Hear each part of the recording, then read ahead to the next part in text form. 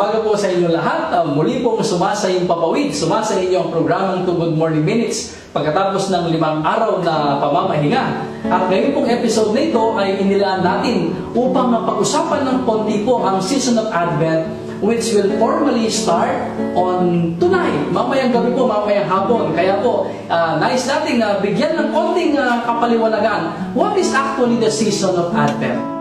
Lumalamig na po ang simoy ng hangin, amoy na natin ang Kapaskuhan. Sa katunayan po, sa ating mga Pilipino, pagpasok po ng mga bear months, sabi natin, ay Pasko na. We start greeting one another, Merry Christmas, at nag-uumpisa na pong marinig ang mga Christmas songs sa kapaligiran. Ngunit sa ating pong pananampalataya in the liturgical calendar, in our way of worshiping as Christian Catholics, the season of Advent, which starts this afternoon, is a season to prepare us to celebrate the season of Christmas. Sa palagay mo, ano ang panahon ng Adbyento?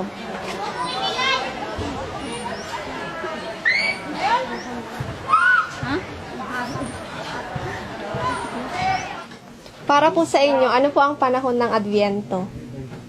Hindi ko po alam. Sa palagay nyo, ano ang panahon ng Adbyento? Ano yun? Di ba namin alam? Actually, the word Advent means the coming, ang pagdating. Kaya nga po itong season ng Advent na meron pong 4 na linggo ay panahon upang paghandaan natin ang pagdating ng ating Panginoon, na pagdiriwang po natin ng Kapaskuhan, ng kapanganakan ng ating Panginoong Hesukristo. Meron pong 4 Sundays of Advent. Kaya po makakakita po tayo ng mga Advent treats sa mga simbahan na merong 4 na kandila, 3 po doon ay violet at ang isa po ay pink. Yung pong pink na kandila ay sisindihan sa 3 linggo ng Advento bilang pag-signify ng ang ating hinihintay ay dapat hintayin with joyful expectation. Kaya nga po ito rin po nga season of Advent is a time to enliven our Christian hope. Kasi po ang ating pong hinihintay ay tiyak na darating at dumating na nga. Sana po maging makabuluhan po itong ating season of Advent. Huwag po masyado excited.